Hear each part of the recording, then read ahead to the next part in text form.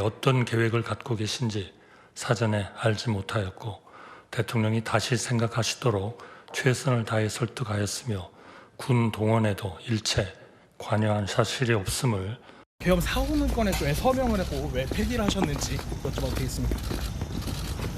그 과정에서 윤 전 대통령님과 소통이 따로 있었을까요? 헌재에서는 계엄 만료하셨다고 했는데 위증하신 건가요? 국민들께 한 말씀 좀 부탁드리겠습니다. 어떤 부분 소명하셨는지 좀.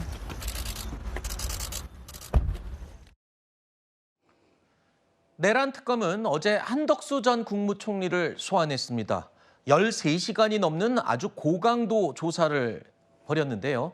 한덕수 전 총리는 그동안 계엄을 만류했다, 나는 반대했다라고 일관되게 주장을 해왔습니다. 그런데 특검은 그 반대로 의심을 하고 있는 상황인 거죠. 그 결정적인 게 대통령실에 설치돼 있던 CCTV에서 지금까지 한덕수 전 총리가 주장했던 것과는 다른 해석이 가능한 장면들이 포착이 됐다고요?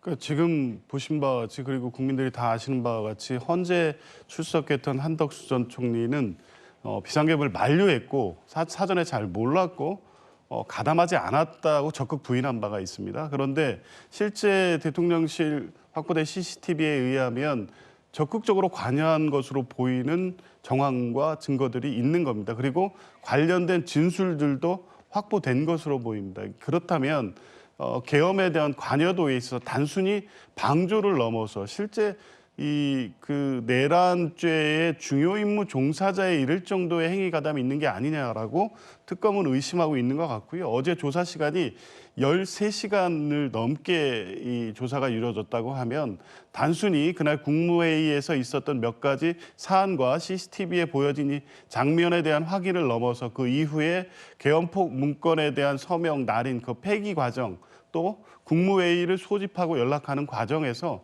한덕수 전 총리가 이번 비상계엄 내란에 깊이 관여돼 있다는 상당한 증거와 진술이 확보돼 있는 것으로 보여져서요. 지금까지 부인했던 태도를 가지고 내란 관련된 책임을 면할 수 있기는 어려울 것 같습니다. 네.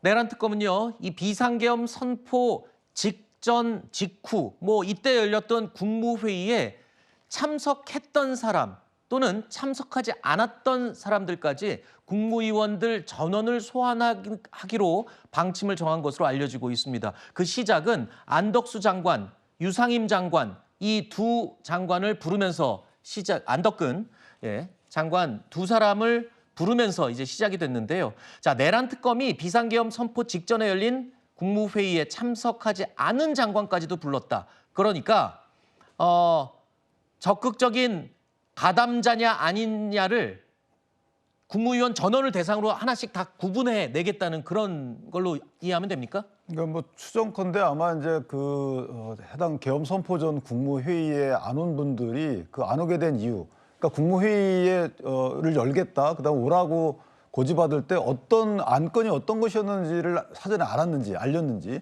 그걸 알면서도 온 거에 대한 이제 법적 평가를 하겠죠. 네. 만약에 그렇다면 그다음에 안 간다 그랬으면 오라고 하면서 어떤 말을 했는지, 이런 불이익을 주겠다라든가 어떤 위협적인 언사를 했는지 이런 것들을 토대로 해서 국무회의를 소집한 윤 전 대통령에 대해서 직권남용 혐의가 있는지 여부를 판단하기 위한 자료로 쓰게 함인 것 같고요. 네.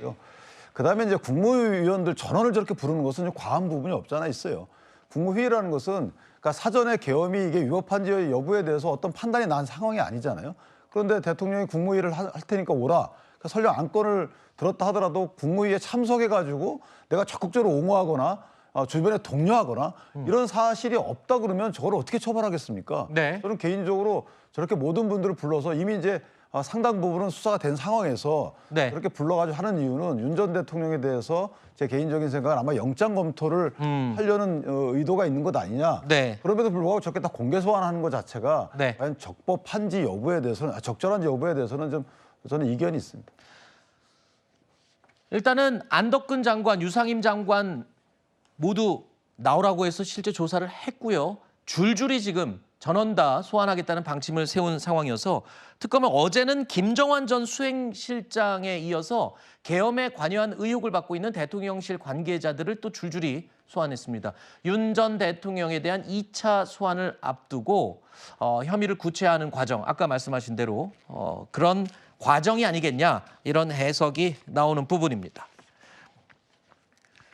그리고 또 김건희 특검도 본격적으로 속도를 내고 있죠. 김건희 여사에 대한 각종 의혹을 수사하고 있는 김건희 특검팀은 오늘 첫 번째 강제 수사에 나섰습니다.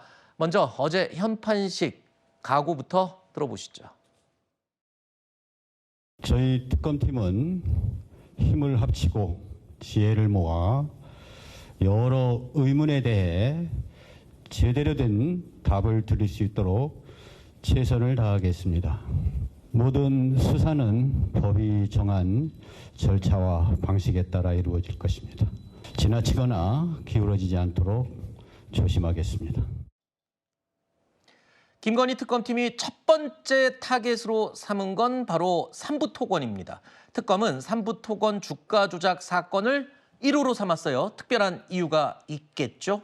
김건희 특검의 수사 대상은 16가지 범죄입니다. 그중에 도이치모터스 주가 조작 사건과 같이 상당한 수사가 이루어졌고 공범들의 재판이 완료된 사건도 있고 네. 경찰이나 검찰에서 이미 상당히 수사가 진행된 사건들이 많습니다. 그런데 삼부토건 주가 조작 사건 같은 경우는 아직 들여다보지 않은 사건이지만 사건의 중요성은 굉장히 큽니다. 실제 단순하게 주가 조작을 넘어서 우크라이나 재건 사업에 관련된 사건이기도 해서 실제 사건의 중요도로 따지면 16개 중에 몇 손가락 안에 꼽을 정도의 중요 사건이기 때문에 네. 수사의 속도라든가 사건의 중요도를 고려해서 아마 삼부토건 주가 조작 사건을 먼저 수사를 하는 게 아닌가 싶습니다.